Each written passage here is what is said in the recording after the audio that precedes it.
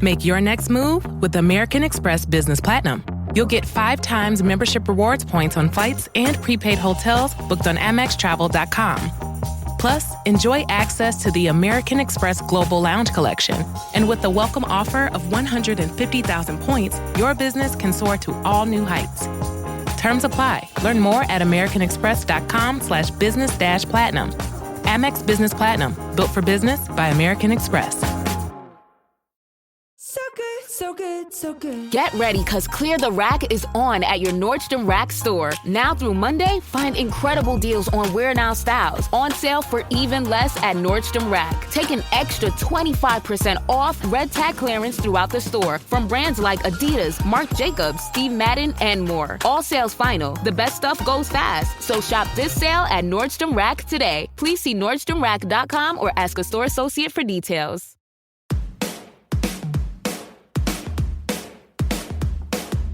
Hello and welcome to The Shift, the podcast that aims to tell the no-holds-barred truth about being a woman post-40.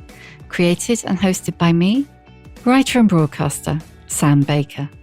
My guest today is the British TV legend, Lorraine Kelly. You know, Lorraine, off the telly. Her eponymous show, Lorraine, which airs every weekday morning, revolutionised daytime TV. She's now been doing it for an astonishing 40 years.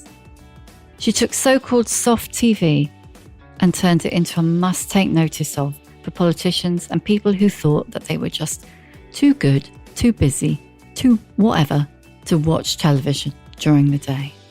She's won a Royal Television Society Award, a Scottish BAFTA, and last year she was awarded for Lifetime Achievement, also by BAFTA. Now 65, the bloody overachiever has only gone and written a bestseller. The Island Swimmer is set on Orkney, a place very close to her heart. It's a family mystery about a woman, Evie, who reluctantly returns home after a long time away. And it's as reassuring, captivating and satisfying as its author. Writing a book, as you well know, is a full-time job. And you have to, when you're doing it, you can't just... I mean, I've had people saying to me, oh, well, I'll just write it on the commute. And I'm like, are you kidding me? I went to Lorraine's old Dundee stomping ground to share a cuppa and talk about life, the universe, and absolutely blimmin' everything. We chatted mums who keep you in your place, toxic people in telly, getting the sack while she was on maternity leave, why she had to be interviewed about menopause on her show because no one else would talk about it, the sheer, unadulterated joy of being a granny, and why she is way too chicken to have Botox.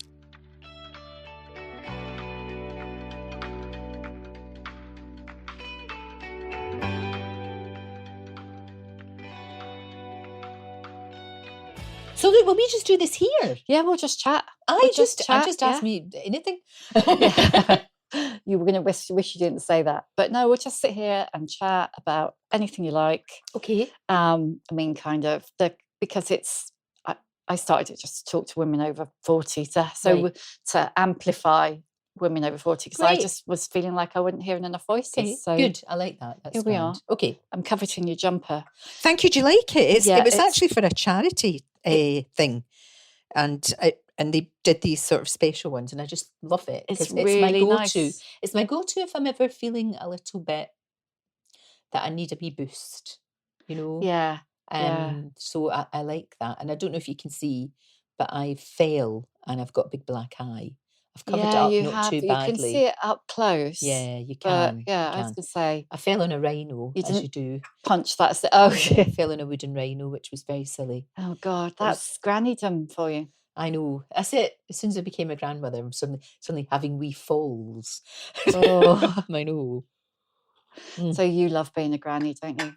I do. I love being a granny. It's the bestest thing. And I didn't realise just how, I don't know, just how different it would be, just how different it would make me feel. And she is like happiness in a little sort of gorgeous, chunky package. It's astonishing. It's changed my life. It's changed my mother's life. My mother's very sick and she's got a kidney problems, bad kidney problem. And of course, she takes the medicine. She does she does her exercises, does all of that.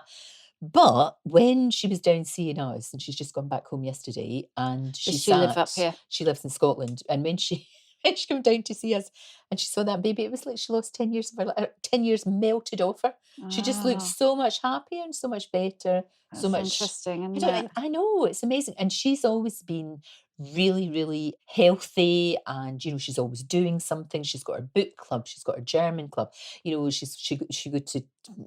go to keep fit things and that. So when she got sick about 3 years ago, it was a big shock for all of us, because suddenly this woman who, okay, she's 84 now, but all of a sudden this woman who'd always been this pillar of strength and never a day's illness in her life suddenly was struck down. And it was a really difficult thing for me, because I had to kind of think. I remember the doctor saying to us, it's chronic, it's really serious. It's treatable, it's not curable, but it's, do you know what I mean? It's that thing. And all of a sudden you have to kind of face up to the fact that your mum's not going to be here one day. And I never have. And for goodness sake, I'm 65. You think I would have had a thought about it before now, but I hadn't. No, but she just was there all the time. She's always been there. If you've got a young mum as well, which you kind of have. Oh, very much so. She was only 18 when she had me. Yeah, I mean, my mum was about 20. And she'll be saying, no, I wasn't, I was 22. I don't know, 20. Yeah, she's 22. But still, if your mum was had you around about 20, they're very young compared to some other people. Very young. And it's a different dynamic as well, I think, because when they had me in 1959, and when I was growing up, mum was like really trendy because she was still in her teens, Yeah. So I'm 3 years old and she's not even 21 yet, and she's wearing the amazing, she's wearing all these amazing mini skirts, and well, my friends at primary school, their mums and dads were listening to, I don't know what, the Light programme and the radio, and mum's giving it large with the Beatles and the Rolling Stones, and and Bob Dylan for quieter moments, and it was different. All the kids wanted to come to our house because we had all the good records, and we had the trendy mama that would dance with them, and it was great. It was really good. It was fantastic. And she also was a great reader, still is. I mean, she's obviously in her book club. And she was the one that taught me to read and write when I was a kid. When I went to primary school knowing the basics, which made all the difference in the world. She was the one that took me by the hand and showed me the library. And opened the world. I'm very passionate about libraries, because I don't think I'd be doing what I do now if it hadn't been for the library in Bridgeton. I really don't, honestly, genuinely don't, because it just, like I say, opened this incredible world of stories and knowledge and experience that, somebody living in the East End of Glasgow would never have had access to. So it was great. So were you one of those kids who was kind of like in the library after school? Yeah. Yeah. I was a bit of a swot. I used to get bullied a bit at primary school because I was a bit of a swot. And my mum had me perfect. It was like I would have beautiful little dresses on and beautiful little shoes in an area where, some of the kids weren't well off at all. There's that thing of, I was always putting my hand up and answering questions. I must have been insufferable and answering questions and things. And I was really I was like a wee sponge. I wanted to learn little everything. Hermione. Yeah. I was a bit. Actually, when I think about it now, I absolutely was. But that's no bad thing. It's no bad thing. And it didn't last too long, the bullying. It wasn't too bad, Did it go on into secondary school? Because I found it was worse at secondary school. Yeah. Yeah, I think it puberty kicks in, doesn't it? Thank the Lord. No social media or nothing like that. We didn't have anything like that growing up, or I don't know that how I would have dealt with that, to be honest. Because the thing about it, when I went to secondary school, I came from Glasgow to a new town, East Kilbride, which is kind of like Milton Keynes, and I got bullied a bit, not too much. It stopped fairly early on because I stood my ground, but it was hard. But I get bullied for, I was coming from, and I was called a scruff because I was from Glasgow. So one minute in primary school, I'm getting bullied for being a poshie. And then the next minute, I'm getting told that I'm this kind of. So that was hard. That was quite difficult. But then I found my tribe and I was fine. And once you find your tribe, that's you're happy. And what was your tribe? My tribe mainly same sort of girls as me that were a bit, I don't know, a bit out there. Like we would, we would always kind of customise our school uniform. All the gay pupils tended to gravitate to me. It was wonderful. I had this amazing social life. It was absolutely fantastic. I loved it, and all the music, and it was just the best. And that sort of continued on. I mean, I started work. I left secondary school and went straight to work, whereas most of my gang went to university. So I got a wee taste of university life sort of through them vicariously because I was supposed to go to uni, but I didn't. I went and got a job, but I had work, so it was the best of both worlds. I mean, you got that job that you would have wanted to get when you got out of university, so you might as well just... That's what I thought. I thought better. It's here now, and it might not be here, when I finish. Working for a local newspaper, it was one of those jobs you could sit in your bum and retype on typewriters. Yes. Oh God. With the ashtrays on the desk. Oh, they did. Thank the Lord I didn't smoke. But when I went into the room, my first day when I was a kid, it was like, Life on Mars, that brilliant program where everything is brown. The walls are brown, their fingers are brown, their lungs are the ceilings are brown. Absolutely. It was like that. And I could hardly see because our editor, Mr. Barr, he was always Mr. Barr. Mr. Barr chain smoked. So you couldn't see a thing. And then you're sort of, see, it really was like reporters with a fag in their mouth, on the typewriter. But, those kind of jobs, either you get out into the community and go for it and talk to everybody and have great conversations and get people's stories. Or, like I said, you can sit in your bottom and just retype press releases from Strathclyde District Council. But nobody wants to do that. Strangely. So it was great. I loved it. I absolutely loved it. I thought it was fantastic. I was very lucky. Did you always want to be a journalist? I think so. Well, I don't know when I was wee that's what it was called, if you know what I mean. You don't even know. But that's a job. I had a fantastic teacher, primary school teacher, Mrs. Spears, who's just the best. I'm still in touch with to this day. She's been to see the show, and I did say to her, I said, if it wasn't for you encouraging me with creative writing, encouraging me, giving me confidence, I wouldn't, again, so many of these sliding door moments, you wouldn't be here. I said, I wouldn't be here, it's down to you. And she just was such a fantastic woman and really encouraged all of us to write.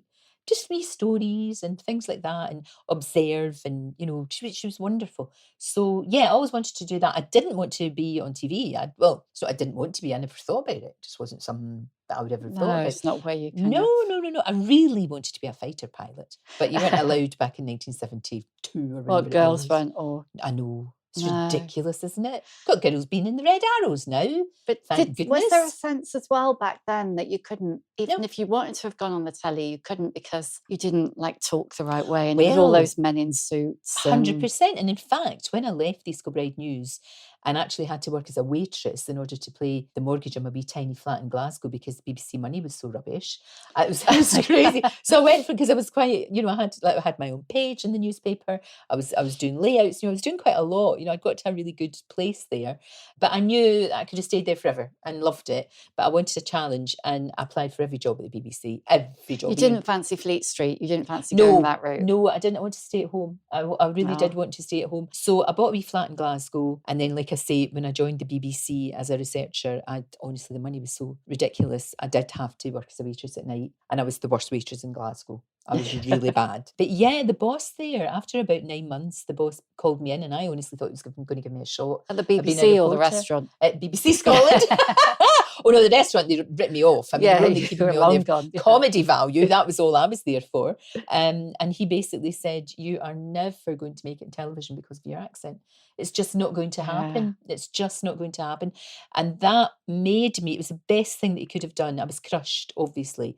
But then back then, nobody spoke like me. They didn't. No. Nobody, Ant and Dec wouldn't have got a job, believe it or not. They wouldn't. No, they definitely wouldn't. They wouldn't, which is crazy, right? It's crazy because they're so good. And then I applied for a job at TVAM. I just picked the phone up. The guy who happened to be the boss was Australian and all he could hear was a Scottish accent and that's what he wanted. And I went down and they gave me the blinking job. So I was Scottish correspondent for TVAM and I covered the whole of my country and I was doing everything. I was doing news, sport, the arts, the wee bit at the end, the funnies, everything. It was every last thing. Amazing. And it's funny, isn't it, how those moments, because I remember applying to do, before I went to university, applying to do a magazine journalism training course and being told that basically I didn't have what it took to make it in magazines.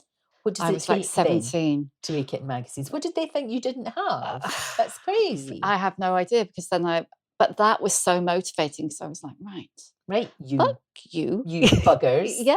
And then, so everything, I've told that story a million times. No, I love it. Because every time, I was editing a different magazine, whether Cosmo or company, I'd be like, but I haven't got what it takes to edit a magazine. But then you would have maybe just stayed at the BBC as a researcher. I would have, and I would never have got on air. And not that was, I still probably would have enjoyed the job, maybe, but I don't know that I certainly wouldn't have the experiences and the amazing opportunities that I've had doing this job, that doing what I do now. But yeah, there's loads of sliding door moments like that. I mean, I genuinely had forgotten until somebody asked me about it when I had Rosie. And it was a terrible time because when I had her in the June and I was supposed to go back to work in the September. Because you're freelance and you don't get time off, so it'd be a couple of months. Were you on TVAM then? GMTV. That was, there have been many regime changes. And Yes. that was the first one. Yeah. So many regime changes. And here I still am.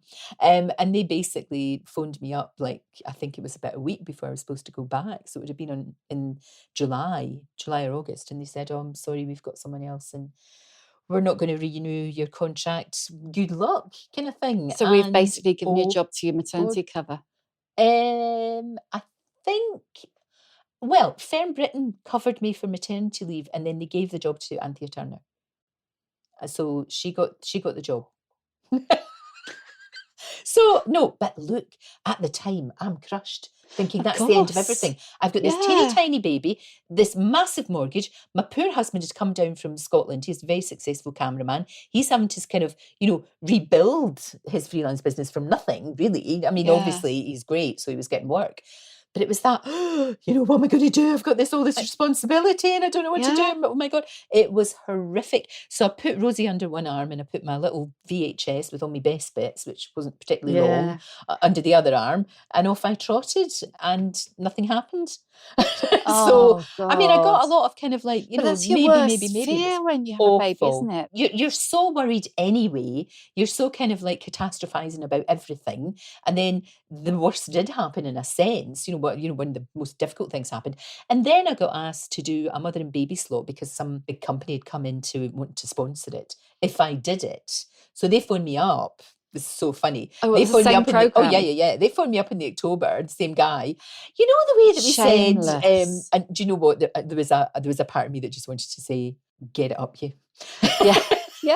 But of course I didn't. No, I didn't. Time, of course it's money, isn't it? Well, also it was a chance to do something that I thought would be really, really good fun. It was just me and Dr. Hillary chit-chatting about God, babies and just talking about babies and worries and all of that. And it went really well. People really liked it. So that was in October, November.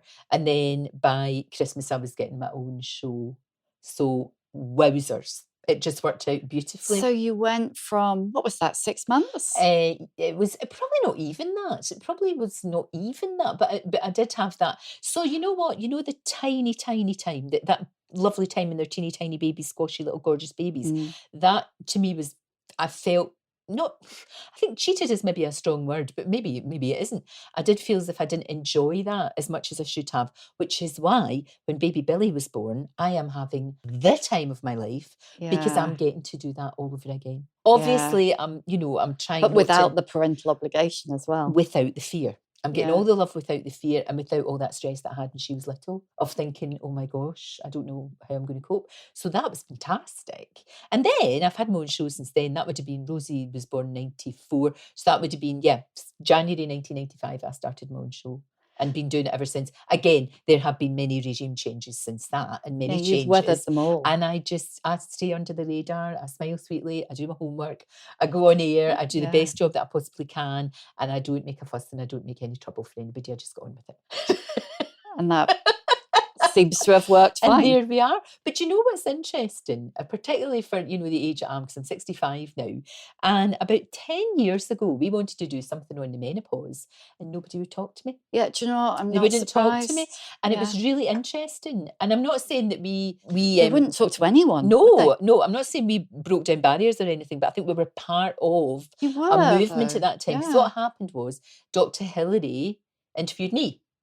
We just swapped chairs. I said, guys, we want to talk about the menopause. Nobody will come in to talk about it. Nobody high profile. Nobody will speak about this. So Hillary just interviewed me. And then the floodgates opened and all of our viewers got in touch. And at that time, I'm sure there were other women like Kirsty Wark, Davina, people like that. And then Louise mentioned the same thing. Louise is same as brilliant. you. Yes, kind of, we can't get anyone else to talk about it. So let's do a segment. So I'll just do it. And I thought that was great. And now, of course, it's funny to think that it was a taboo about 10, Yeah. 15 years ago. It was nobody it was Well, like everybody went, oh, she's going through the change, and everybody sort of whispered it. just you like know? it was some awful catching I know, thing. but it's just part of. Oh, hello. That'll be George Clooney phoning me again. Oh, Could you tell George that I'm busy? She's busy, yeah. He does it all the time. He can call back when we're done. It's actually, not a do you minute know, sooner. it's getting annoying now that he phones me up that way. Honestly, I wish. Yeah. No, you don't. No, I Not don't. Really. I couldn't. Could you be No. bothered? I couldn't be bothered. No. Honestly, could you imagine? I look at some people and I think, how can you be bothered with all of that? I've got my lovely man, totally. and we know each other so well, and you know, it's just really lovely. I can't imagine having to start again. You know, No, just I can't. Terrifying, isn't it? No, and especially with somebody younger. Don't get me wrong. I think fantastic if you're a woman in her prime and you get a young fella, good on you. But I don't know that I could cope with having to back out the room and not showing him my cellulite. You don't fancy being back out there then, getting on the apps. No, Sam, no. Oh, no. Honestly, I can think of nothing worse. It would be horrendous. Apart from anything else, it'd be horrendous to be actually out there because something awful would have happened, in order for you not to be married anymore. But apart from that, just, I haven't dated anybody in, God, 40 odd years. I wouldn't know what to do. It's changed a bit. I think it probably has. And, some of the things that I just call them my kids, but some of the people that, that I work with, the women and the men who I work with who are young, some of the things, that they're expected to do and expected to know. And there's this kind of terribly toxic sexual, I don't know whether it's experiences or practices or what, because it's a totally new world to me. It's blinking terrifying. I think so It too. really is. I mean, I know we've been talking about this, doing this quite a lot just now, about particularly what's going on online and what young boys expect, and they're going to be surprised if a woman isn't bald from the neck down. Yeah. You know what I mean? And it's like, and they're not understanding that actually women really don't want to be throttled at. I mean, this is a thing I just found out about. I couldn't believe it. Really? I could not believe what I was reading and what I was being told by, campaigners who want to campaign against this and clearly make it a crime online. But I suddenly felt like somebody sort of out of touch a bit because I've no experience of that. You know what I mean? I don't know that world. And it was just when I delved into it. How long is it since Rosie was out there? Oh, geez. Well, she's been married. She's been with Steve a few years now. Of course, you're both with Steve, aren't you? That's nice and very confusing. Yeah. Because I go, Steve, do you want a cup of tea? And they both go, no or yes. Yeah. It's really funny. Which one is it? Or I say, Steve, make me a cup of tea. And they don't know which one it is to do it. But he's absolutely delightful. I'm so glad that she's got somebody kind and funny. And he's such a great dad. So it's brilliant. Were you worried when she was a teenager and she was out? I was and I wasn't. I knew she was pretty sensible. And when she went to university, she went to Edinburgh University to do journalism, much more qualified than I am in all things, including being a mother. I mean, she's unbelievable. But she then went to Singapore for a long time. And I was glad she went to Singapore because I thought she's going to be really safe over there. And she was. But when she came back to London or back to the UK, I had to have a talk with her. I had to sit and say, see, when you go out, you cannot leave your drink. You cannot leave your bag. You cannot leave anything. Whereas in Singapore, you can leave stuff, You cannot leave a drink. Or you take your drink to the loo if you're going to the loo. When you leave, you cannot walk home. You can't, you've got to get a proper registered taxi. Because when we would go and see her in Singapore, it would be 1:00 in the morning and we'd just go bye. We'd go to our hotel. She would go to her tiny little rabbit hutch of a flat because everything's tiny there. Yeah. And I didn't even think about it. As soon as she came back here, I was like, oh gosh. That's going to be a worry. Reality, isn't it? I mean, it's like if you say to women now. But if you say to any woman about walking home with your keys in your hands, everybody knows what you're talking about. What you're talking about. And of course, that to her was because Edinburgh was very safe as well. And I knew Edinburgh would be all right. I'm not saying that things don't happen there. Of course, I'm not. But she had good mates. And I always have this thing. It's a wee bit like the Marines. We never leave anyone behind. Do you know what I mean? Yeah. And that they were very like that. It wouldn't matter if somebody had maybe had a bit too much to drink or somebody, was wanting to stay out one for all and all for one. And so I felt very reassured by that.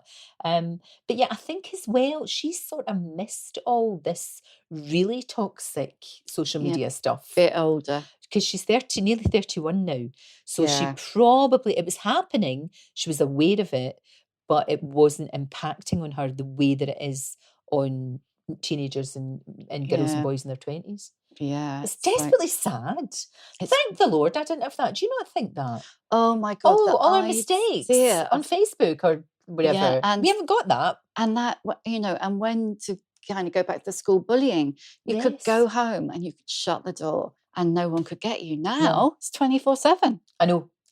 That's true. And it's always there. And it doesn't matter if you're sort of like, allegedly high profile or well known for whatever you're supposed to be well known for. It's everybody. And it's toxic. I can't do the Twitter thing now. I just can't. I just can't. No, So now and again, awful. I look at it just to reassure myself that I'm not missing anything because it's so terrible. And it's really bad, And it used to be lovely. It used to be a way of people helping each other and like-minded people coming together. Yeah, it was lovely. Now it's like all, every village has got an idiot or a racist or whoever, or, whatever horrible person you happen to be. They've all found each other now.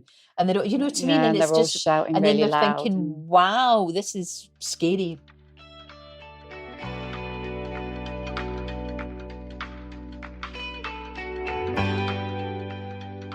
This episode of The Shift is sponsored by Shopify. Is it just me, or does it seem like everyone is either starting a side hustle or becoming their own boss? And you know what they're hearing a lot? It's the sound of another sale on Shopify, the all-in-one commerce platform to start, run, and grow your own business. Shopify is the commerce platform revolutionizing millions of businesses, big and small, worldwide. Whether you're selling jeans or juice, books or blusher, Shopify simplifies selling online and in person. Covers all your sales channels from a shop front-ready POS system to its all-in-one e-commerce platform. It even helps you sell across social media like Facebook, Instagram, and TikTok.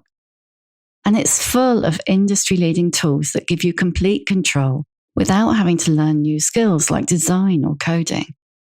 And thanks to award-winning help and with an extensive business course library, Shopify is ready to support your success every step of the way. What's lovely about Shopify is that no matter how big you want to grow, Shopify will be there to empower you with confidence and control to take your business to the next level. It's time to get serious about selling and get Shopify today. This is Possibility, powered by Shopify. Sign up for a £1 per month trial period at shopify.co.uk/shift, all lowercase. Go to shopify.co.uk/shift to take your business to the next level today. That's shopify.co.uk/shift. I'm so glad of the age I am. I really am. And 65 now, if you'd said to me at 15, 65, I'd have thought, geez, that's like a wee grey-headed lady that's kind of half daft. Exactly. And, has maybe got one of the wee tartan shopping trolleys and a big coat. Yeah. And looks like one like of those apple. big furry hoofs that they put their feet in when they get home. The big slipper. Yeah. A great big giant slipper. But not at all. I mean, you look at women now in their 60s, 50s, 60s, 70s, 80s, 90s, for goodness sake. And they're thriving and they look fantastic and it's so interesting. It's brilliant. It's so different. But then if you were to Google now, older woman picture, and you would still get the grey-haired granny. Yeah. So it's like there's definitely a disconnect in how women are, and how women are portrayed still. Yeah, there is. And I mean, I think with what I do, and certainly with daytime television, familiarity is a huge thing. So they like to have people longer, and in a way that hasn't happened in other parts of television, particularly when you look at America. It's always the old man and the dolly bird, isn't it? Always still. Yes. Now, no, thank you. You've got Susanna Reid, women, I mean, come on, gorgeous, bright, intelligent, and she does all the heavy lifting. And she's got fellas there, but she's the main one. Need them. She's the main girl. She's it. And the guys are fine, but they're all right. They're okay. No, they are okay. But she's definitely the alpha on that show, and I cannot begin to tell you how much I love that.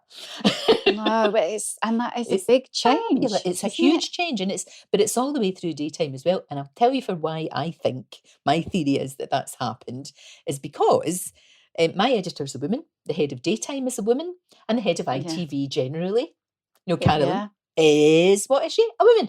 And it might not be that it changes things like, you do a 180, but subtly, oh, right, okay, so I can still say my job even though I'm a mum because you're going to help me with childcare. Oh, this is great. Oh, we can job share. Oh, brilliant. That's fantastic. Oh, you're understanding when my kid's not well, I can go home. That's great. And it's just subtle changes in the culture, and it's made all the difference in the world. Made all the difference in the world. And I think that's why I'm still doing it. And so many other people, you look at the women, I mean, the average age, I would imagine, is sort of 50s. I guess it would be, wouldn't it, when you think about it? Definitely, I mean, you've got Janet there, and Janet's over 70, isn't she? She must be. God, I don't know. She'll kill me. I'll check, don't worry. Oh my gosh. You do not want Janet Street Porter cross with you, is all I'm saying. No, she's got to be. When I just think about let's commit. I think Janet is over 70. We're committing. Yeah. Yeah. So it's good, it's good that, because it used to be that men went on and on and on and on and on in television or the media generally, and then women were kind of like little dollies and were discarded for new dollies, Now, no, because that's not the way it should be. Do you think it's allowed in daytime, though? And yes, it is. It's because very much more women watch daytime because it's women's stuff. Yes, women's things. That always makes me laugh. Do you know what I love about what I do as well? We get underestimated. Yeah. Always get underestimated. And especially when politicians come in, because they come in thinking, don't need to bother with this. And then they get asked all the questions that somebody would ask them on the Today Show, maybe in a slightly different way. But you get asked all those questions. Slightly less aggressively. Exactly, so that they then talk. Because I don't care who's going to say is human intelligent or not. I don't care. Don't care. I'll ask anything. I'm not bothered about me. It's not about me. It's about the person I'm interviewing. And I love it because sometimes you give them enough rope and it's absolutely delicious when they tie themselves up in knots. And also there is that thing. There is that sort of underestimating you as well. But then we can slip in the question of, how women of the people, man of the people. So did you watch Corrie last night or X Factor or how much is a pint of milk? And it's like, when was the last time you went on public transport? And not in a nasty way, just in a sort of like, because there's a lot of politicians that I rate. I really do. I think Jess Phillips is brilliant. I really like it. And I was raging when she got piled on. The whole Musk thing, disgusting. What is that about? For a woman that has done nothing her entire career apart from support other women and campaign for women's rights, especially women who are in abusive relationships. That was disgraceful. He's fuming. He is disgusting. Well, he is what he is. It's a wee shame. You wouldn't want to be him. But there's some really decent politicians trying to do their best. And it's very, very difficult because an awful lot of them let them down. And it's just sad. It's just really sad. Do you feel like that's been one of your powers? One of the reasons you're so good at your job is because... No, you are. Look at that face, honestly. She's pretending she's not good at her job. She is good at her job. But because you're, because you are underestimated, because anything women, whether it's magazines, commercial, daytime telly, commercial women's fictions, like say, take Marian Keyes. Those books, they're wonderful. They're bestsellers. Absolutely. Women worship her. If you do an event with Marian, literally the love in the room. It's extraordinary. You can feel it. Exactly. But she writes really seriously about depression, alcoholism, domestic violence, rape, you name it, and nobody ever takes those books seriously. But the stuff you can do when nobody's watching, effectively. True. No, you're right. And I feel that very much with her. And I know she got very cross about the whole chicklet thing. Yeah. I hate that. It's so patronising, so demeaning and utterly patronising.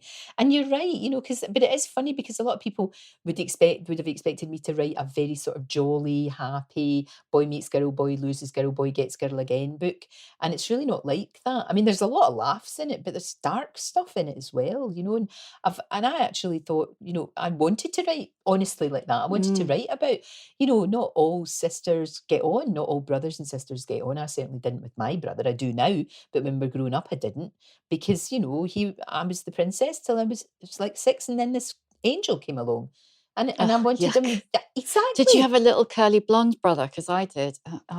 the most curliest, blondest boy you could ever imagine, with cheeks like apples, big giant blue eyes and a rosebud mouth. God, I hated him. I hated every bit of him. I remember saying to my mum, I've had enough of him now after a couple of days. Can you take him back? Because I thought maybe, she'd go, I'm going to change the baby. And I was like, change the baby. Change the baby for another baby.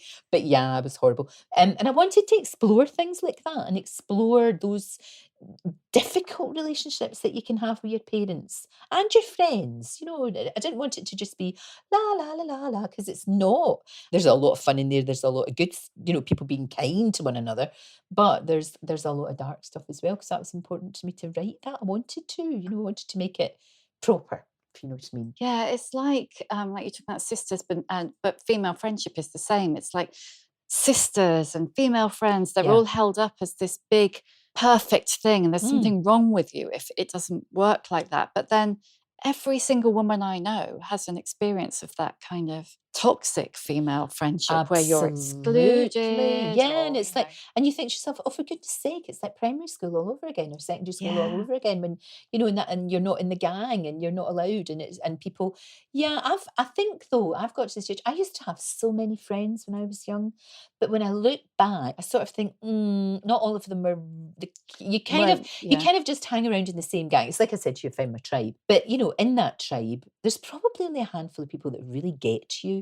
I mean, I've still got my friend from I was 12, Joyce, and we talk to each other. I mean, we might not talk to each other every day, but we message every day. I've been messaging about everything, and we can pick it up. We might not see each other for even sometimes maybe a couple of months because she lives abroad, but we can pick it up, and she knows everything. I mean, everything she knows. And I know everything about her. And I've probably on the fingers of one hand got really true good friends. The friend that you don't necessarily have to phone them up at 2 a.m, but you could. Yeah. And knowing that you could is like, okay, that's fine. I know that I can do that. I know I can trust you. I can tell you anything. It's all good. But then there's that sort of, there's wee circles, isn't it? It's like, there's the sun and everybody's round about you, like, and they're all orbiting. If you're in the middle of it all, but there's some that, they're Pluto, they're so far away and they probably don't wish the best for you. You're right. You're absolutely right. It's a shame. As you get older as well, you get, I don't know about you, but you kind of get less. I don't know, you can't really be asked with all of that. Have you ever had the situation where you're supposed to be going out on a Friday night for dinner and then they phone up and they cancel and you're running around the room going, yes, I don't have to get out of my tracksuit now. Yeah, punching the air. I'm so glad, because I thought that was just me. No, it's and not you go, just you. Yes, I can watch that film I was going to watch. Brilliant. I've got that Netflix thing. Oh, I can watch that. And I can just sit with a big giant bag of crisps and a massive glass of red wine and just sit and watch telly and not have to put makeup on. Hoorah! Have you got better at that, at saying, do you say yes when you I do. And I do this thing where I kick the can down the bloody road. Somebody will say, can you come and do this? And I go, absolutely, of course, because it's like next year and it won't happen anyway. And it'll never come because this is now and that's then. And, you go, yeah. And then it's really difficult. I know I have to watch that. I've got a wee tiny bit better because I had a big chat with my mum when she was down and, and she was going, I don't really want to go to this thing. I was like, well, don't go, mum. And she said, you go to things you don't want. You say that all the time. But we both sort of made a pact that we're going to be better at it. Because I know people who are brilliant and I'll say to them, do you want to come to this? Go, nah, you're all right. And you go, okay, that's fine. Yeah. And then I could never be able to do that. I'm getting, like I say, I'm getting a wee bit better at it. But I'm always one that goes, absolutely no, sure, I'll do that. Of course, no trouble. No bother at all. And then you go, oh God, I've just sort of triple booked myself for something again. Yeah, I know, I have to get better at that. But I think as women, I can be a bit of a people pleaser. My daughter says that. My daughter's the wisest woman I know. It's unbelievable. She really is. I don't know, I genuinely don't know where she gets it from. Probably her dad. But like, she's really, she's really on the ball and really organised, and she just cuts through things beautifully. If I'm faffing about and going, I don't know, she just goes, don't do that. Do this instead. You go, all right, okay, all right, that was easy. Yeah. Why did I not think about that myself? So was she always like that? I think so, yeah. As a kid, she was great. She's a really good kid. But yeah, she's very self-sufficient. Like, I mean, I don't think for one nanosecond that I could have gone off to Singapore for 4 years when I was 20. and got a God. job over there. You know, she got a job in PR over there, and was working away and doing great. And it's, you know, it's pretty pressurized over there. You know, it's everybody works really, really hard, and especially if you work in something like PR or something like that, or Yeah, journalism. they work in any way, crazy hours. really, Even really more hard. crazy hours. I think yeah. so, even more than us, and they don't get many holidays, and you know, it's work, work, work. But she loved it. She absolutely loved it, and I think it's done her good. You know, it's done her But she's proud. seen what you achieved. Yeah, I think she's seen that that you know what you can do. I've always said to her, you can do whatever you want. I don't care. You know, whatever you want to do, as long as you put 100% into it and you're happy and and more than happy, because nobody's happy all the time. So you've got to be contented within yourself and never, you know, I've always said to her, don't be looking back thinking, I wish I'd done that. Because when she said to me, I really want to go abroad, and she was talking about Singapore, because we'd been there a few times when she was tiny. She said, I really like that. I said, yeah, go for it. Like sort of inside going, oh no, she'll be so far away. But you've got to let them fly, you know, you really do. And it was the best thing that she ever did. But it was quite hard.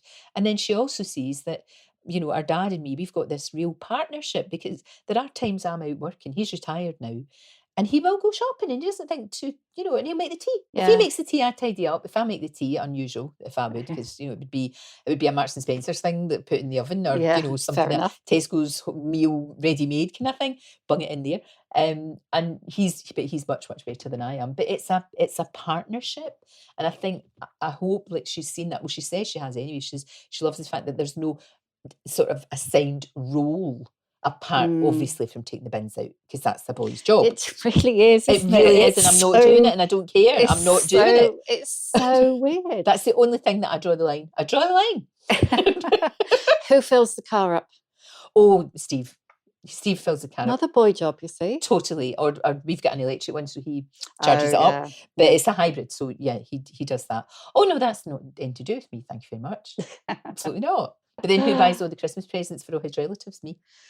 Yeah. So who carries the most of who does the most of the mental work? Who's carrying the mental load in the relationship? I'd say probably on balance, I'd probably do a little bit more than that. But he's great at sort of like organising really boring things that I just tune out. You know, like insurance and stuff that's you know, the envelopes that come through, and I'd go, You just don't open them, sit on the pile. I just leave them to him. I say, there you are, you handle that, love.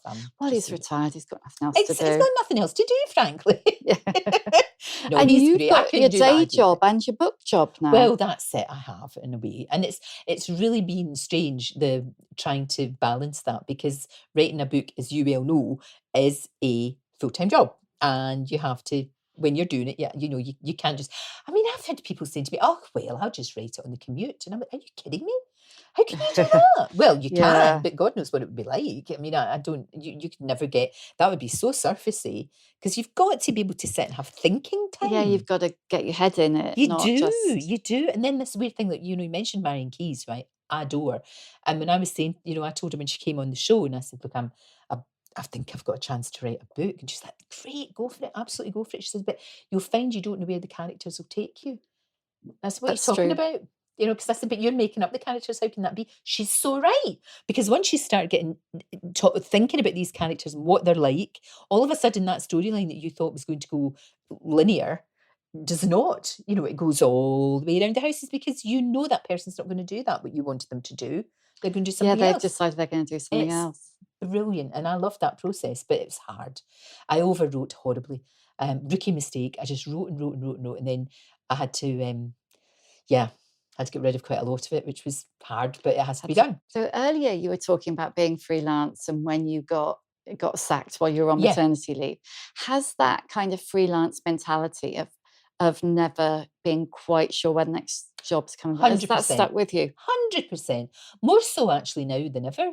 That's why I've always, like, even, you know, when that happened, particularly when that happened, I was offered a radio job, and I did the radio job every day. So I would do my job, run to the radio station, and then run. And then I was always like, you know, if I was going to pick Rosie up from school or go to the nativity play or whatever.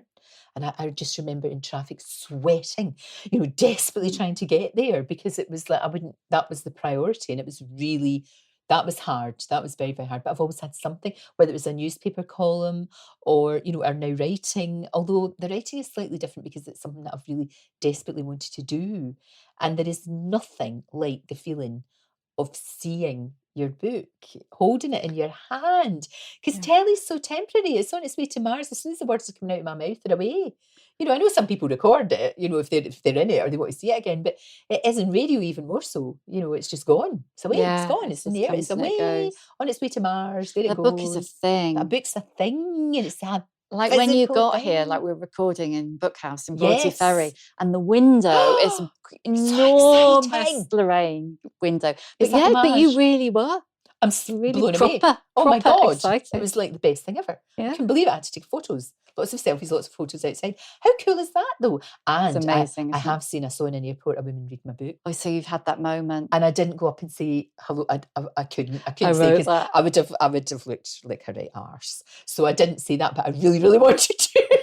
I wanted to go up and thank her. Oh, a sneaky picture. I know that. Hello, leaning in. The selfie. But that's like, wow. That is a wow. That is a moment. And my you are gosh. in. I mean, when it was hardback, they did do airport editions, didn't they? So it was like it was there. I know. And of course, I didn't know how it was going to turn out. And I'm a terrible one for thinking.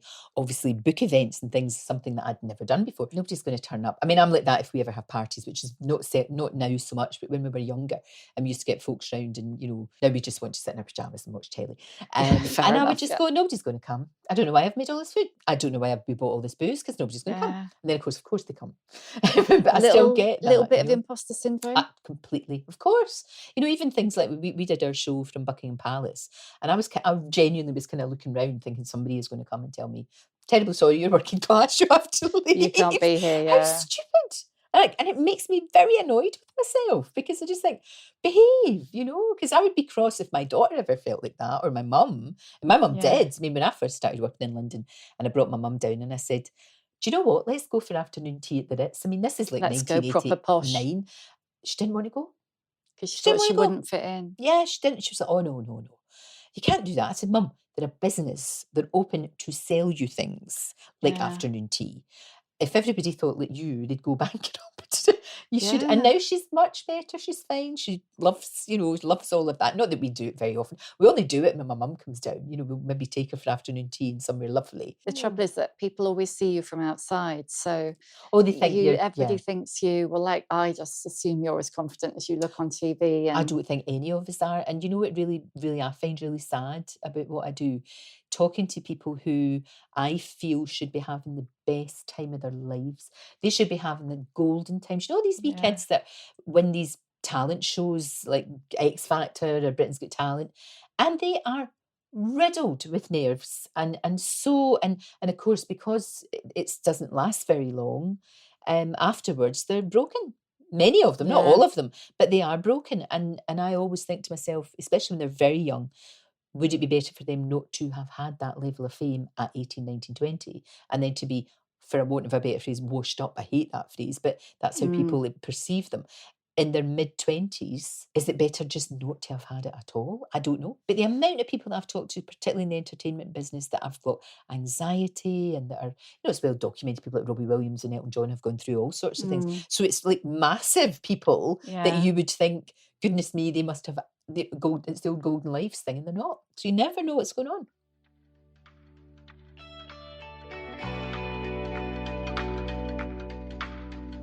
This episode of The Shift is sponsored by our friends at Wild Nutrition, who are offering you 50% off for 3 months. As women, let's face it, we've got a lot on our plates. So good nutrition is key. And this is where quality food-grown supplements can really make a difference. Our bodies are wired to absorb nutrients from food. So I was surprised to find that 95% of the supplement market is synthetically derived. Wild Nutrition believes you deserve better. No synthetic fillers or binders, just food-grown ingredients that are as close to their original food form as possible, scientifically shown to be better absorbed by your body. Founded by one of the UK's leading nutritional therapists, Henrietta Norton, and with an all-women nutritional therapist team, they empower every woman with the nutrients and knowledge to thrive at every stage of her life. Alongside their food-grown women's health range, covering hormonal support, fertility, pregnancy, perimenopause, and postmenopause, they also carry favourites like magnesium and KSM 66 ashwagandha. Their nutritional consultations are free, and I found mine so helpful. It was a total game changer. If only I'd discovered them sooner. I've been taking their energy support, and I can already feel that old lethargy lifting.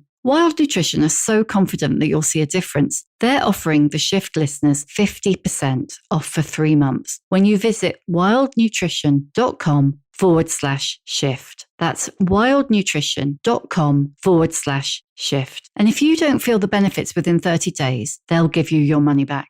T's and C's apply.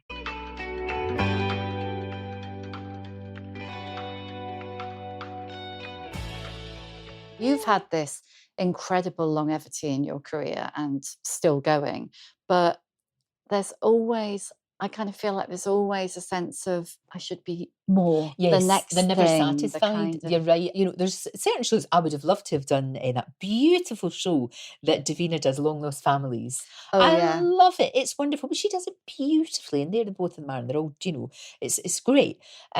Sure, if somebody had said to me, "Do you want to do that?" Absolutely, 100%. But I'm actually really contented with the level of being known that I've got, because people will come up to me and say hello. That's great, but people wouldn't come up to somebody hugely famous and say hello. It would be all Yeah. and Be the you know, it'd be like, sneaky picture taking from a aha, distance. yeah, it would be like me going up to Keanu Reeves. I wouldn't go up to Keanu Reeves and say hello. I'd be too terrified. You know, but some people come up and say hello, and it's like they know you, and that's gorgeous. I like that a lot. It's really nice. So I've never really hankered for that, but I have seen it. You know, I've seen people Yeah. come up, you know, like maybe they get a little bit of a lift and they come up, and then all of a sudden they get that dreadful sense of entitlement and they start getting too big for their boots. Geez, if I started behaving like that years ago, my dad would have just squashed me, quite rightly. You know, my family would There's never have a put up with little it. bit And of that, Steve, isn't there? my husband, would have, I mean, there's no way in God's earth he would have put up with that. He would have just thought, what are you talking about? Don't be, you know, don't be Don't be a ridiculous. dick. Yeah. Exactly. Don't be an arse. I mean, Yeah. you wouldn't. So you'd never get away with it in my family anyway. So No, that wouldn't that's the happen. thing. But it's actually really sad to see somebody. It's usually people who are very insecure and maybe have got, you know, it's been a show, I don't know, like Love Island, or it's been a show like Big Brother or something like that. There are great exceptions to that. You know, you look at Rylan and Alison, who are amazing and who have done Yeah, so well and that's have true, and they embraced came it. out. And they're normal people who just so happen to have found their niche in that direction. But for them, you know, for those two brilliant examples, there's hundreds that haven't, and it's, I wouldn't like to be them, to have to live with that and feel that people are not giving you your due, if you like, you know, because you've got this sense of entitlement, and that's scary. When you see people turning into monsters, being allowed to turn into monsters. Being allowed to. I mean, Because this is the thing that annoys me. the When thing, you look isn't at it? all of the and we all know who they are, you know, all the people who've misbehaved, and I have to say, usually men, don't really know any women who've I was going to behaved say, I badly. couldn't name a woman. I can't either. It's the people that allow them to do it. It's the people that enable them to do it. What are they thinking? What are they thinking when people, you know, when men are making sort of like, you know, old men are making horrible comments to young researchers? And it's all about power. And Yeah, it's totally. absolutely disgraceful. Because they can. Because they can, but because they're getting away with it. Somebody has to, like, if I saw a situation like that, I'd call it out. Of course I would. But I'm allowed to do that because I'm older and I'm in a position of But power. that's what you need, isn't it? You need- do, and you need these people to be called out, and you cannot have that. You know, I would never treat anybody in my team like that, not in a million years, because to me, every single one of them, they're all the same. I always treat everybody the same. I don't care, you could be, you know, the king of whatever, and you could be somebody who's been sleeping rough and turned their life round. I will treat you the same, because we're all the same, aren't we? We're all just trying to go on with our lives. But I'm be able to call it out. But somebody on work experience or a researcher or somebody who's very, very young wouldn't have the confidence to do that, and they'd be worried about their job, and that's disgraceful in this day and age, don't you think? I mean, do it really think, I mean, is. especially now, but didn't you feel when you started out, because I definitely did, you're so lucky to be here that you've got to Yes. just put up with whatever is Yes, thrown at yeah. you, And I however was- shit it is. I agree, because at the BBC there was a bit of that, definitely, back then, 1984 we're talking about. But then, when I moved to be a correspondent, there was only me. So I didn't get any misogyny, I didn't get any nonsense, I didn't get somebody going, you can't do sport, you can't do politics, you can't do news because you're only a wee lassie, which is what they would say. Because I was in my 20s. But I was able to do it because it was only me. Yeah, and so my no one could crew, tell you not to. and I ended up marrying the cameraman. So, there wasn't really that problem. So I was very, very, very lucky that I went through. And then I was brought down to do TVAM and, after Lockerbie. And TVAM was new and groundbreaking, and a lot of women worked there, and there were women, women in good women in positions of power, and it always has been like that in breakfast telly. I think that was a real difference that they had, and that was good. So I probably didn't have as tough a time as my contemporaries had. I hear horror stories from women of my age, horror stories of how they were treated and how they were dismissed and how they were patronised and worse, and that whisper network of horrible. Don't get in the lift with him, don't stay late with him. Awful, absolutely awful. So I never had that. I'm very aware of how lucky I was not to, but I don't know how I would have dealt with that. I think that would have been extremely difficult because, I'm a girl from Glasgow, so I probably would have ended up punching them. Maybe kneeing them somewhere that would be sore and then getting sacked probably. I don't know. But then you don't know how you would react in that. Would you react like that, or would you just go very quiet? Yeah. I don't know, because I wasn't in the situation, so I don't know. But I don't think that any woman or young man, because it's young, anybody young should have to put up with that in this day and age. For Christ's sake, we should be way past that now, shouldn't we? Seems like not a day goes by that we don't hear another bloody horror story of misbehaviour. Yeah, and then they try to dismiss it by saying, "Oh, well, it's just a certain sort of woman, i.e., one I don't fancy." God, I do remember somebody said to me, "You don't make my trousers twitch." Somebody that was in charge. You don't make mine. Fuck off. I know. Well, I was glad, because I was like, "Is this you trying to tell me that am I this at supposed to be work? insulted by this?" Yeah. Oh yeah. You don't make my time. trousers And I was like, twitch. "Well, thank Christ for that." Yeah. Ugh. So probably maybe I did get a bit more of it than I thought I did, but that was probably about the only example that I can think of. And just think the arrogance of you. First of all, even talking to me like that, but second of all, thinking that I would be bothered in any way. Am I supposed to go and cry into my pillow? I'm like, God, good. saying it to you. Oh, it's crazy. Oh, but back God. then, a lot of women were promoted on television because of the way they looked, and I clearly wasn't. And that's the thing. No, and I'm not. I mean, I'm No, not but sort you of weren't having a like- downer in myself. I'm all right. I'm perfectly acceptable. But I'm not a glamour puss. Do you know what I mean? It's not your currency, No, is it? no, You're it's absolutely You're not And if there it to had look been, pretty next to... No. And if it had been my currency, I wouldn't be there. Yeah, I'd be gone now. I would be Yeah. away, because that's the thing about being. Or you'd have gorgeous. had a shed load of Botox. I can't do it. I'm too frightened. I was Look, gonna say, I have you haven't- not had have you it? done it? No. You've got your fringe, so I Look- can't oh, no, see. look. Does your forehead move? Yeah. Yeah, it does. Yeah. I'm Totally. too scared to Have get you not been? Botox. Have you felt at all that you should? That you're like Nah, I mean, aging on? no. But now and again, obviously, I'll watch a show, particularly if it's been a particularly difficult interview or a particularly good interview or whatever. You want to have a wee look, and I do. And sometimes I go, oh, it's this your jawline. It's really jowls. annoying. I Yeah. know. But then I think, oh, geez, can I be bothered? And I think, no. I'll just get on with it. And then, because you look at people that have aged well, like Helen Mirren's aged awfully well. She still looks like herself. Yeah, she still looks. She looks like herself. I mean, I have no idea. She might have had a few wee bitties, but I don't think so. But she doesn't look like Like a boiled She doesn't egg. Because the boiled egg thing is really bad. It's I don't know. And then they all horrible, look isn't at, it? why are these wee girls at 20 and 24 getting, why do I watch shows like, I don't know, Married at First Sight, blah, blah, whatever, and they all look the same? Yeah. Why do they get their lips done? Why do they do They that? all I have- don't and understand. they all have that kind of- And they look shiny. The kind of glass skin and the kind of. Uh-huh. I don't know why I'm pushing my cheekbones up, as if anybody can see. Well, apart from you are pushing your I'm cheekbones up. pushing my cheekbones And they've up, got, and their the eyes are, yeah. their eyes are getting further and further away, so they're going to eventually look like deer because they're going to go back here. Like and Bambi's mum. weird. Or And you Bambi, think, in fact. But it's crazy, right? Yeah. It's crazy. It doesn't make any sense at all. And you think, what are you doing that for? Why are you doing that? What's going on? That you'd want to make yourself look like everybody else? Do you feel a bit as well like you are, because you're kind of a role model for Oh, geez, I some don't women? know. I don't know about that, but You'd be letting the audience down. maybe. I think I'd be more letting myself down. I mean, I don't look. If you want to do that, I always think it's totally up to you.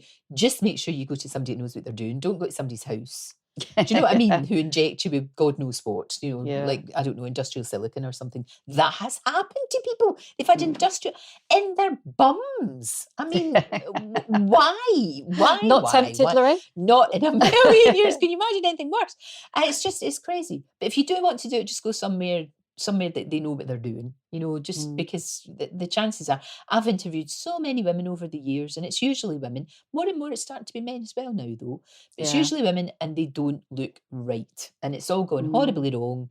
And I just feel desperately sorry for them, because when it goes wrong, you have to do more to make it, you know, better. And I always think, do you know what I think as well? Like, say if you go, I don't know, say you did get your jowls done. Not you, I'm talking because you don't need them done. No, you know what I think I do though.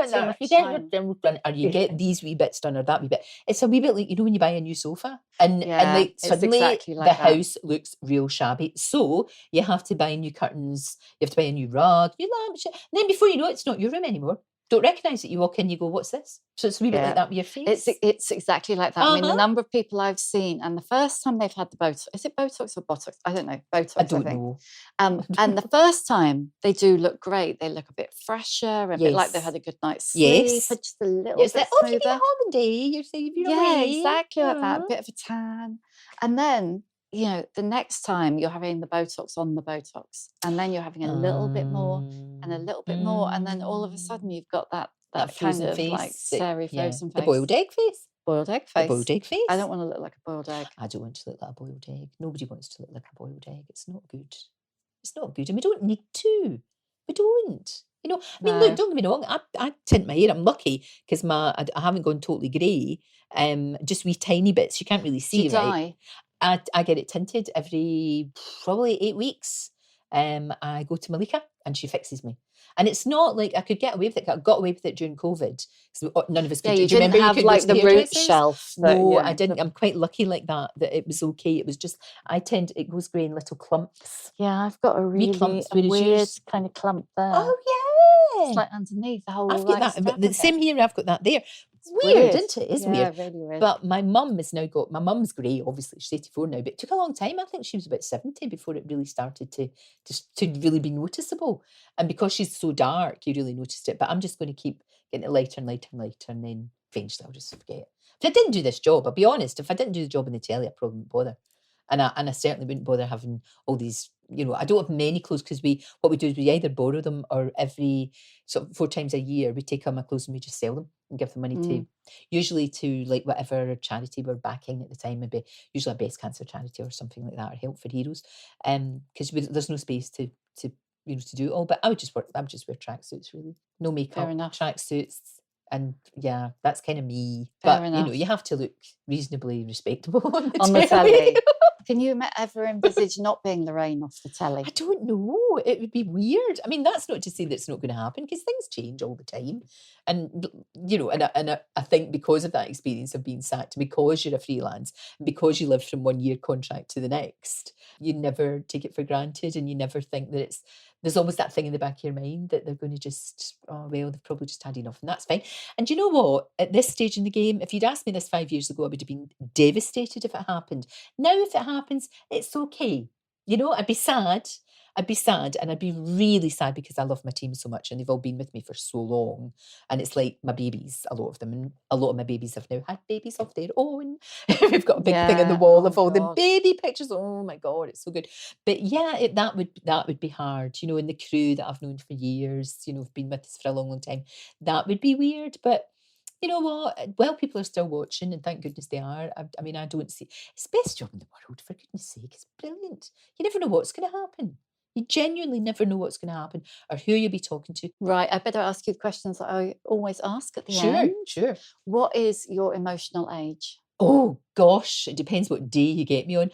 I still haven't grown up yet, though. I don't know. I would say probably 25, because I can be a kid sometimes. You know, I can, and I don't... I've yet to gain wisdom. You don't feel like an elder? I don't. I'd love to. Wouldn't it be great? But I don't. Give us a book recommendation. A book recommendation. Marion Keyes' new one is fantastic, but I would say South by Ernest Shackleton if you've never read it. Ernest Shackleton is my absolute hero. I went to Antarctica to follow in his footsteps just for myself, me and my husband. It wasn't for telly or anything. It was just for us. And we followed his mad journey to insane, desperately difficult journey from Elephant Island to South Georgia. And we went to South Georgia and I've never been more happy in all my life. I went to visit his graveside. I sat there. There was wee seals, there was penguins. Amazing. And the Falklands. Oh my God, the Falklands is Scotland with penguins. It's, oh my God, perfect. I know. But it's a bloody long way away. Yeah, it really is. And very difficult to get to. But yes, South by Ernest Shackleton. It's wonderful. If I had put a bet on what you were going to pick, I would have lost. Never would have guessed that. What advice would you give younger women? Don't keep everything till best. Use everything. Don't keep that dress for best because you think, wear it. Spray yourself with that perfume that you bought yourself or you got for a present. And put on your best knickers, even if, you're just going out. Just don't keep anything for best, and you're as good as anybody else. Who is your old bird role model? Oh, that's a good one. Probably Joyce, probably my best friend Joyce. She's a wise woman. She really is a wise woman. And my wee mum, who's been through everything, health-wise, and is still standing. She is absolutely incredible. Nothing annoys her. And she's so honest. Because when I wrote the book, I sent it to her and I was like, God, because she would tell me. Because sometimes I phone her every day and she always watches every day. So I phone her sometimes and I'll say, Mum, did you watch today? Yeah. What in the name are you wearing? Hen. She calls me hen. Hen. No. She just goes, no. That outfit, no. And then she'll go, why did you not ask Joan Collins this, and this? And I'm like, Mum, why don't you come down and do the job? You'd be so much better than me. She's really good, but she's very honest and you need that. You really do. You can't be doing with people blowing smoke up your bottom. You need somebody that will tell you exactly how it is. Because you know when that outfit has made you go yikes, or when you've done an interview that's maybe not quite right and you've got distracted or they've been difficult or whatever, you just know. But it's good to have somebody going, yeah. And that's my mum. What's your superpower? Oh, geez. I'll tell you what I wish my superpower was. I would love to be able to speak every single language in the world, that no matter where I went, it could be an island in the middle of nowhere in the Pacific and I could speak to them. That is what I would love to have. Oh, that's Wouldn't it be brilliant the best superpower? Yeah. Because then barriers would be broken down. You would be able to talk to people properly. You could really find out about them and their lives and how it all works. But I suppose my superpower is getting people to talk to me and getting people to trust me. I think that would be it. But I would really love to speak every single language on the planet. And last one, how many fucks do you give? None, absolutely none, by and large. I used to give a lot. Well, I say none in the sense... That always happens. I say none, but I do care what the people I love think about me. But see the haters or anybody that's kind of... And I don't care. I don't. I used to care. It would worry me 10 years ago if somebody on Twitter had said, oh my God, that was crap today, or you're an arse, or whatever. How dare you think this about this issue? And I would just mute them because I can't even be bothered. In fact, I don't even do that now, so I don't even look at them. But I used to just mute them, and rather than block them because they know if you've blocked them. Yeah. But if you mute them, they're ranting in an empty room. And you know what I'm doing as well, which is quite difficult and quite scary. Before when you would think things in your head, but you had a self-edit button that wouldn't actually allow you to say it. I'm saying it now. Yeah. And worse, I'm saying it on the telly. That's that's the thing. Like I have next to watch. Level. That is because I go on GMB to trail what's coming next. And they were doing something the other week about the post office scandal. And then it came to me, oh, Lorraine, what have you got on at 9 o'clock? And I'm supposed to. And I just went, why can they not just stop fannying around and give those people their money? So I'm doing that a lot. And I just can't help myself. It's just, and I'm doing that in real true life as well. But is that not the joy of getting older? Yes. Is that not one of the joys? If you can't speak your mind now, when can you? Speak your mind. Thank you for listening. If you enjoy The Shift and would like to show your appreciation, why not buy me a coffee? Go to www.buymeacoffee.com/The Shift with Sam Baker. You can hear a new episode of The Shift every Tuesday, wherever you get your podcasts. And if you like what you hear, please do rate, review, follow, tell your friends, because it really does help other people find us. And if you'd like to know more about my own experience of shifting, my book, The Shift, How I Lost and Found Myself After 40, and you can too, is out now in paperback.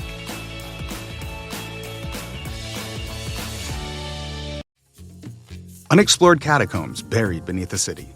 A crumbling castle perched on a mountain peak. A top-secret government bunker. A cursed mansion cloaked in legend. I'm Sasha Auerbach. Join me and Tom Ward every Wednesday and Sunday as we reveal the mysteries and histories of abandoned places around the world and ask, where did everyone go? Brought to you by Like a Shot, makers of Forbidden History.